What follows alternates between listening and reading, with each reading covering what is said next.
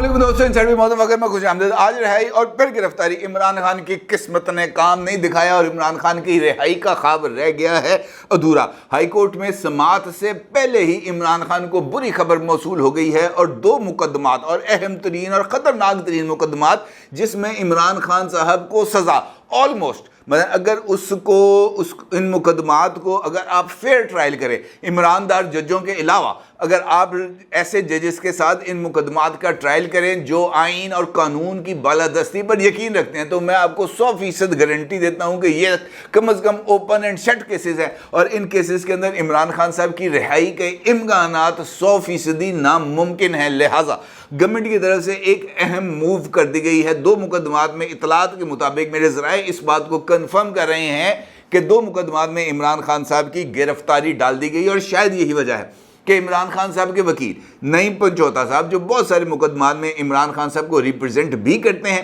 اور اٹک جیل میں جا کر عمران خان صاحب سے ملاقاتیں بھی کرتے ہیں، ان کی طرف سے ایک ٹویٹ سامنے آیا ہے اور وہ اس ٹویٹ کے اندر اس بات کا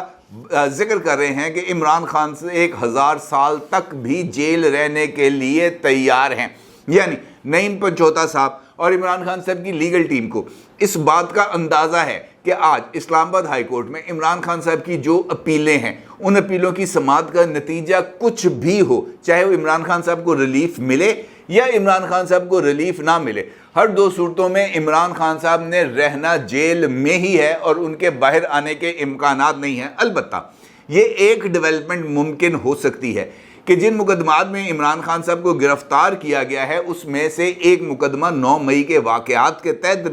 جو ہے وہ درج کیا گیا تھا اور لاہور کے 6 تھانوں میں عمران خان صاحب کے خلاف 9 مئی کے واقعات کے اوپر 6 مختلف FIRs بھی درج ہیں اور ان FIRs پر جو بنائی گئی جو جوائنٹ انویسٹیگیشن ٹیم تھی، اس نے اٹک جیل میں جا کر عمران خان صاحب سے عدالت کے حکم پر تفتیش بھی کی تھی اور اب اطلاعات یہ ہیں کہ ان میں سے ایک مقدمے میں عمران خان صاحب کی گرفتاری ڈال دی گئی ہے اور یہ وہی مقدمہ ہے جہاں پر جس کی سماعت جو ہے وہ ہونی ہے ملٹری کورٹس میں، اور یہ وہی مقدمہ ہے جہاں پر عمران خان صاحب کے بھانجے اور حفیظ اللہ نیازی صاحب کے صاحبزادے حسام نیازی صاحب کو بھی گرفتار کیا گیا ہے اور ان کی کسٹڈی بھی فوج کے سپرد کر دی گئی ہے تاکہ ان کے خلاف جو مقدمات ہیں ان کی تحقیقات بھی ہو سکے اور ان مقدموں کا ٹرائل بھی ہو سکے۔ لہٰذا اگر اس مقدمے میں عمران خان صاحب کی گرفتاری ڈالی گئی ہے تو اس بات کے امکانات پائے جاتے ہیں کہ عمران خان صاحب کا مقدمہ حسان نیازی کی طرح ملٹری کورٹ میں چلنے کا امکان ہے اور حسان نیازی ہی کی طرح عمران خان صاحب کی کسٹڈی بھی جو ہے وہ دی جا سکتی ہے پاکستان ملٹری کو،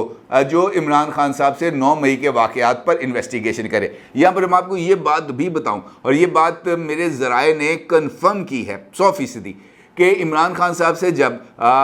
پرسوں شام کو جوائنٹ انویسٹیگیشن ٹیم نے اٹک جیل میں ملاقات کی تھی، تقریباً 1 گھنٹے تک کی ان کی طویل ملاقات چلی تھی اور اس ملاقات میں عمران خان صاحب سے 9 مئی کے حوالے سے بھی سوالات ہوئے تھے اور اس مقدمات میں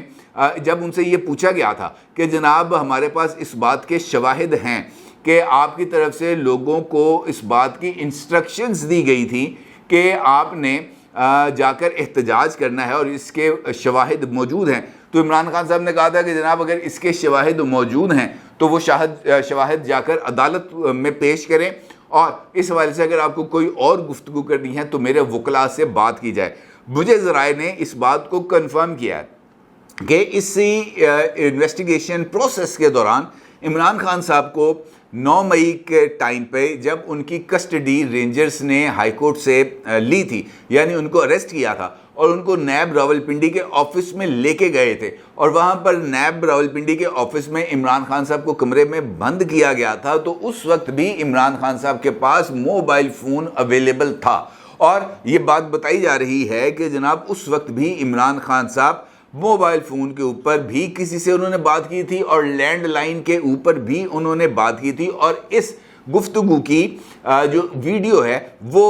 قانون نافذ کرنے والے اداروں کے پاس اویلیبل ہے۔ لہٰذا عمران خان صاحب کے کہنا کہ جناب اگر یہ شواہد ہیں تو پیش کیے جائیں، تو یہ شواہد موجود ہیں، اس بات کی تصدیق کی گئی ہے۔ بلکہ اگر آپ کو یاد ہو تو 9 مئی کے بعد عمران خان صاحب کی ایک آڈیو لیک بھی سامنے آئی تھی جو 9 مئی والے دن تھی، اور ان کی جو گفتگو تھی وہ پی ٹی آئی کی سابق لیڈر مسرت چیمہ صاحبہ کے ساتھ تھی، اور مسرت چیمہ صاحبہ ان کو بتا رہی تھی کہ ہم ابھی کورٹ میں موجود ہیں اور جناب انہوں نے بڑا غلط کر دیا ہے، لوگ باہر نکل آئے ہیں، تہو بالا کر دیا، اس طرح کی ان کی گفتگو آ چکی ہے سامنے۔ اس کا مطلب یہ ہے کہ کسٹڈی میں ہونے کے باوجود بھی عمران خان صاحب لوگوں کے ساتھ رابطے میں موجود تھے، لہٰذا عمران خان صاحب کے لیے اس بات کی ڈینائل تقریباً ناممکن ہے۔ دوسری جانب اسلام آباد ہائی کورٹ کے اندر عمران خان صاحب کی 3 اپیلیں ہیں جو بنیادی اپیلیں ہیں۔ ان میں سے نمبر 1 اپیل ہے عمران خان صاحب کی سزا کے خاتمے اور ان کو بری کرنے کی، یعنی یہ مقدمہ ہی غلط بنا ہے، اس کو خارج کیا جائے، عمران خان کو بری کیا جائے۔ دوسری اپیل ہے عمران خان صاحب کے لیے عبوری ریلیف کی، یعنی عمران خان صاحب کی سزا کو معطل کیا جائے اور عمران خان صاحب کو رہا کیا جائے۔ تیسری اپیل ہے کہ اگر جناب پہلی 2 میں گلا نہیں مننیا تو مجھے کم از کم اٹک سے منتقل کر دیا جائے اڈیالہ جائے، تاکہ میں بیٹر کلاس یعنی اچھی کلاس کو انجوائے کر سکوں۔ اب یہ تینوں اپیلیں موجود ہیں، اور جس وقت آپ یہ ویڈیو دیکھ رہے ہوں گے اس وقت تک اسلام آباد ہائی کورٹ میں جو مقدمات ہیں ان کی سماعت کا آغاز ہو چکا ہوگا۔ اب یہ بات میں آپ کو بڑی گارنٹی کے ساتھ بتا رہا ہوں کہ عمران خان صاحب کا مقدمے میں فیصلہ کیا ہوگا۔ سزا معطلی کے امکانات موجود ہیں، کیونکہ 2 مختلف مقامات پر سپریم کورٹ آف پاکستان بھی کہہ چکی ہے اور اسلام آباد ہائی کورٹ بھی کہہ چکی ہے کہ ٹرائل کورٹ کے فیصلے میں کچھ غلطیاں موجود ہیں۔ اب اس صورتحال میں یہ تو طے ہے کہ سزا برقرار نہیں رہ سکے گی، سزا کی معطلی ہوگی، لیکن آگے کیا ہوگا؟ کیا عمران خان صاحب کی اپیل کو منظور کرتے ہوئے ان کا کیس خارج کر دیا جائے گا؟ اس سوال کا جواب ہے نہیں، ایسا نہیں ہوگا۔ عمران خان صاحب کے کیس کو واپس ریمانڈ کیا جائے گا، واپس عدالت میں بھیجا جائے گا، اور یہ کہا جائے گا کہ اس کیس کا ٹرائل کیا جائے۔ اس بات کے امکانات موجود ہیں۔ اور اب دوسرا امکان یہ ہے کہ جو اپیل ہے اس کو ایکسیپٹ کر لیا جائے اور اس کے اوپر سماعت کا باضابطہ طور پر آغاز کر دیا جائے، اور پھر اس اپیل کے اندر جو مختلف سوالات عمران خان صاحب کی لیگل ٹیم کی طرف سے اٹھائے گئے تھے، خاص طور پر مینٹینیبلٹی کے، اس کویسچن کے اوپر بات چیت کی جائے، اور پھر ہائی کورٹ اس بات کا فیصلہ کرے کہ عمران خان صاحب کی سزا بحال رہ سکتی ہے یا سزا بحال نہیں رہے گی۔ اور میرا یہ خیال ہے کہ ٹرائل کورٹ کو شاید یہ والا کیس ریمانڈ نہ کیا جائے اور ایپلیٹ کورٹ ہی یعنی ہائی کورٹ ہی اس کیس کو دیکھے۔ البتہ عمران خان صاحب کی سزا کی معطلی کے امکانات پائے جاتے ہیں۔ دوسری جانب عمران خان صاحب کے کچھ اور ساتھی ہیں، اور اس حوالے سے اطلاع یہ آئی ہے کہ انسداد دہشت گردی کی عدالت نے جنا ہاؤس حملے جلاؤ گھراؤ کیس میں معروف فیشن ڈیزائنر ختیجہ اشاد صاحبہ جو سابق chief of army staff general Asif Nawaz صاحب کی نواسی ہیں، ان کے ساتھ صنم جاوید اور دیگر کو دوبارہ شامل تفتیش کرنے کی جو درخواست ہے وہ منظور کر لی ہے، اور اب ان خواتین کے ساتھ جو آلریڈی پولیس کی کسٹڈی میں ہیں ان کے ساتھ بھی سوال و جواب ہوں گے۔ اسی طریقے سے F I A cyber crime circle نے ایک مقدمہ درج کیا ہے اور ملکی سلامتی اداروں اور سرکاری عہدیداروں کے خلاف ہرزہ سرائی کے الزام میں یہ مقدمہ درج کیا گیا ہے، اور یہ مقدمہ حماد اظہر، مسرت چیمہ، قاسم سوری، عمر سرفراز چیمہ اور اعظم سواتی صاحب کے خلاف مقدمہ درج کیا گیا ہے۔ اور اس کے ساتھ ساتھ اس مقدمے میں استحکام پاکستان پارٹی کے رہنما علی زیدی صاحب اور فواد چودھری کو بھی نامزد کیا گیا ہے، اور اس مقدمے میں کہا گیا ہے کہ ملزمان نے سوشل میڈیا پر قومی سلامتی کے اداروں کے خلاف جھوٹی کیمپین چلائی۔ اب یہاں پر تو یہ چیز چل رہی ہے، البتہ اگر آپ سوشل میڈیا کو دیکھیں تو گزشتہ 2 روز سے چیف جسٹس اسلام آباد ہائی کورٹ کے خلاف بھی ایک بہت ہی زیادہ منظم اور ملیشیس قسم کی کیمپین چل رہی ہے، جہاں پر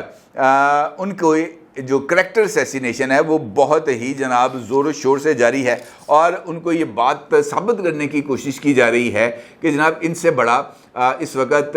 جو ہے وہ پی ٹی آئی کے لیے جسے ہم کہہ سکتے ہیں کہ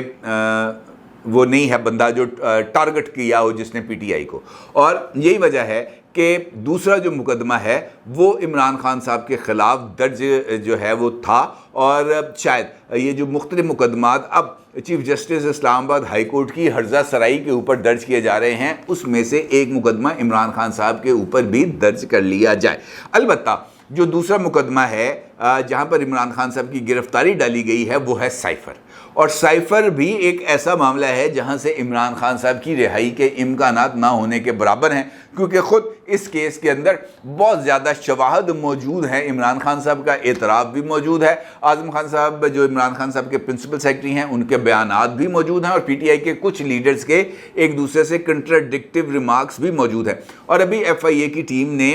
اٹک جیل جا کر جب عمران خان صاحب سے ملاقات کی تھی آج سے 2 دن پہلے، تو اس وقت بھی عمران خان صاحب نے سائفر کی کسٹڈی کا اعتراف کیا تھا، اور انہوں نے کہا تھا کہ جناب میں وزیر اعظم تھا، اور وزیر اعظم ہونے کے نتیجے میں سائفر کی کاپی اپنے پاس رکھ سکتا تھا، اور میں نے سائفر کی کاپی اپنے پاس رکھی۔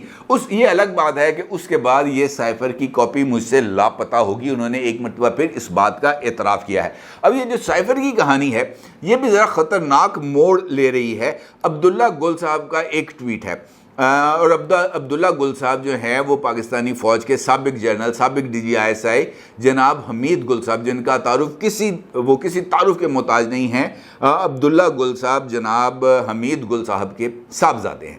ان کی طرف سے ایک ٹویٹ کیا گیا، اور یہ ٹویٹ بھی سائفر کے حوالے سے کیا گیا، اس کا عکس آپ اس وقت اپنی سکرین پر دیکھ سکتے ہیں۔ اس ٹویٹ میں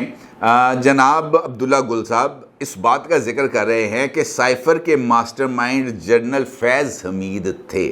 آفیشل سیکرٹ ایکٹ کے تحت کارروائی کا فیصلہ کیا جا رہا ہے، کس کے خلاف؟ جنرل فیض حمید کے خلاف۔ اب اس پہ عبداللہ گل صاحب یہ فرماتے ہیں کہ عمران خان توشہ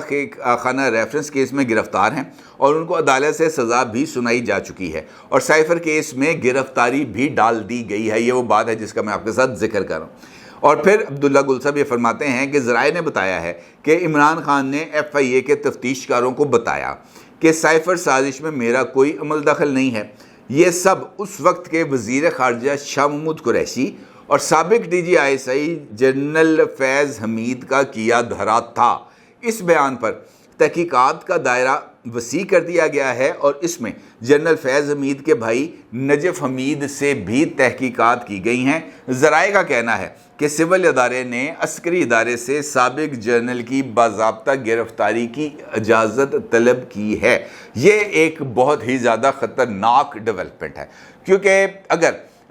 جنرل فیض حمید صاحب کا اس سارے معاملے میں کوئی نہ کوئی تعلق نکل آتا ہے تو پھر یہ بات بہت ہی زیادہ خطرناک ثابت ہوگی، کیونکہ جس وقت سائفر کا معاملہ چل رہا تھا اس وقت